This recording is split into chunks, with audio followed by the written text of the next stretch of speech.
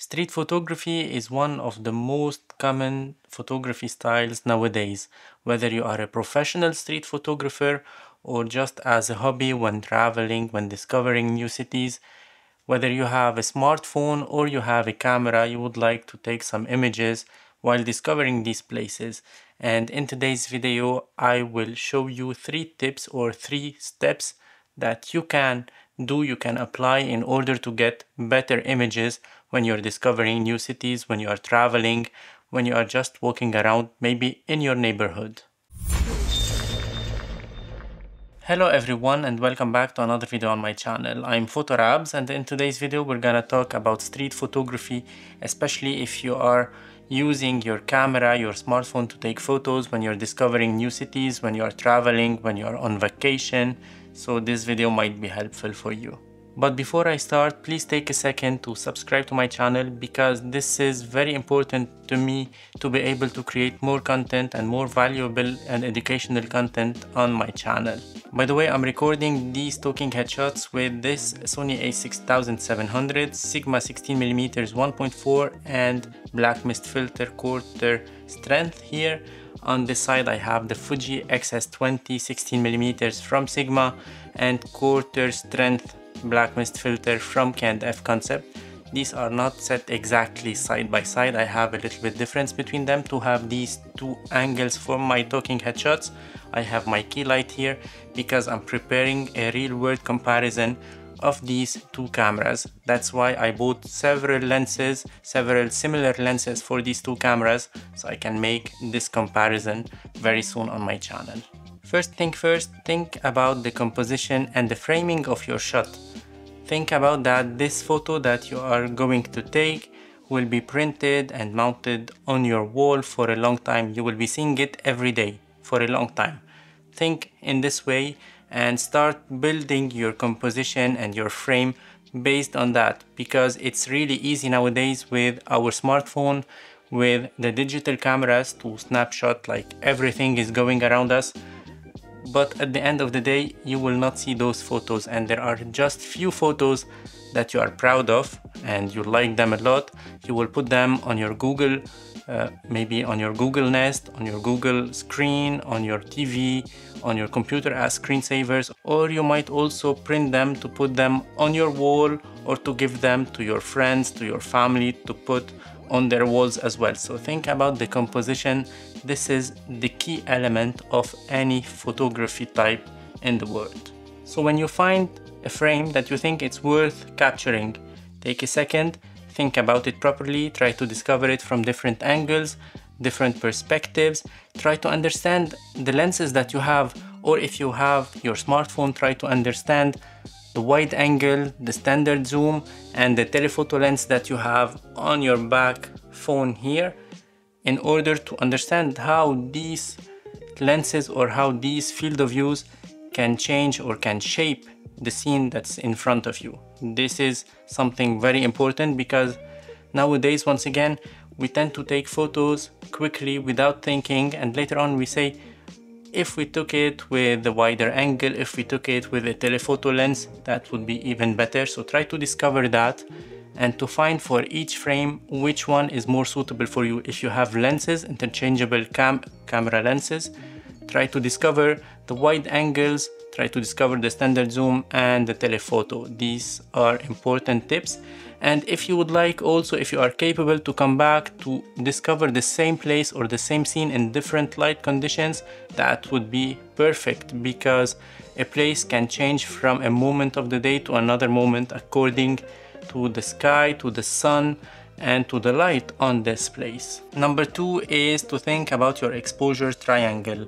There are lots of videos about this topic on YouTube, you can go check them, but to make it short, you have ISO, shutter speed, and aperture. These are the main modes that you can change on your camera if you don't want to shoot in automatic mode, of course. The ISO will increase the brightness of the image. This is a digital brightness that at certain levels, depends on your camera, will lead to some noise and those grainy things on the black areas of your image, and this is not something very interesting and very nice to see. So make sure to understand how your camera can perform with high ISO levels. On the other side, you have the aperture. The widest the aperture is, so the lowest the number of the f-stop is, more light can hit the sensor and you can get brighter images, but you will have also shallower depth of field. So if you are shooting a landscape, you don't need a shallower depth of field all of the time. You need maybe a depth of field that is very wide, so you can see everything sharp from the front element of the image till the background of the image. So this is something very important to understand as well. And last, you have the shutter speed. The highest the number is, you can freeze the moment even better. So if you are shooting a car passing by, for example, or a train passing by at a certain speed, or maybe people walking in the streets, you cannot shoot that at a shutter speed, let's say 1/30th of the second, 1/50th of the second. You have to increase this shutter speed in order to let the curtains or the sensor take the image quickly, so that will freeze the motion. So you have these three things you have to think about when you are taking your photos if you don't want to take your photos in automatic mode.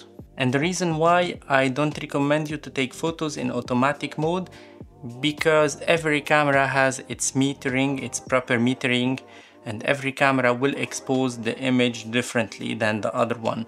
The camera will not understand that there are people passing by. The camera will not understand that you need a depth of field that is huge for a landscape, for example. The camera will not understand that the limit is this amount of ISO or so on. So this is really up to you, up to your creativity. Shooting in manual mode will lead to better creativity and wider creativity when taking your photos. But if you don't feel very comfortable in shooting in manual mode, you can use the aperture mode, the aperture priority mode, or the shutter priority mode. If you choose, for example, the aperture priority mode, you can fix the aperture, so you can fix this parameter and the camera will change the shutter speed and the ISO accordingly. And if you choose, for example, the shutter speed, if you're shooting people walking by, the shutter speed is the most important element there, so the camera will adjust the aperture and the ISO. And that's something very important to understand, because when the camera will change the other parameters to make an image or to make a certain exposure on the image, it needs to measure the light around. So you have different metering modes on your camera. You have to understand them, whether you are shooting with center metering or a wide metering mode, or maybe a full metering mode on the full size of the sensor. So you have different types of metering.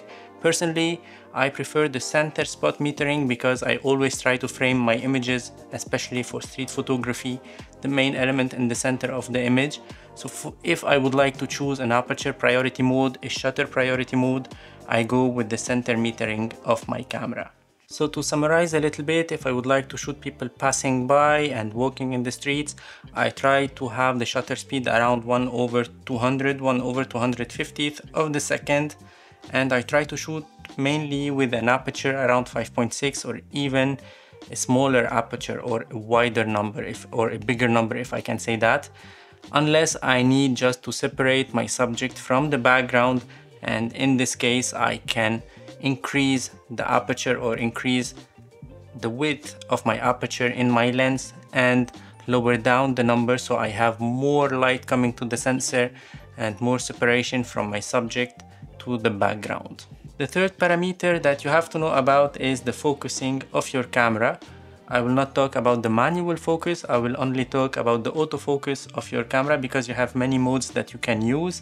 Personally, I like to use the single point focus mode, and that's for me the best option I have, or the best thing I can use when doing some street photography, because I don't want the camera to grab a certain face, to grab eyes, because now we have eye detect and face detect in the autofocus modes. I don't want the camera to pick the subject that it will think that it is the best thing or the closest thing to the camera to focus on. I would like always to be able to control this focusing motor of the camera to choose where I want to focus, and this is an important element you have to consider when taking photos in the streets if you would like to get some great images. So voila, now you can take great images in the streets when you're traveling, when you're discovering new cities, or when you are walking around in your neighborhood if you apply these 3 tips that I just showed you. Number 1 is to understand your environment, to understand what you are shooting, to make your composition the best way possible. Number 2 is to understand the exposure triangle and how your camera works, how your camera can meter the shot and the light, and this is very important. And number 3 is to understand the focusing options or the focusing modes of your camera and choose the one that fits you the best. That's it for today's video. I hope you enjoyed it. If so, don't forget to give it like. That helps me a lot to the YouTube algorithm. If you find it helpful, don't forget that you can share it around on your social media platforms. That's a massive help for me. Don't forget to subscribe to my channel. And by the way, I have lots of affiliate links down below. You can check them. You can get great discounts on lots of products, and you can help my channel a lot at no extra cost for you. And thank you for watching. And now you can go in the streets and take some photos, some amazing photos. Don't forget to tag me on my Instagram. I'll put the handle here. And thank you for watching. Ciao for now.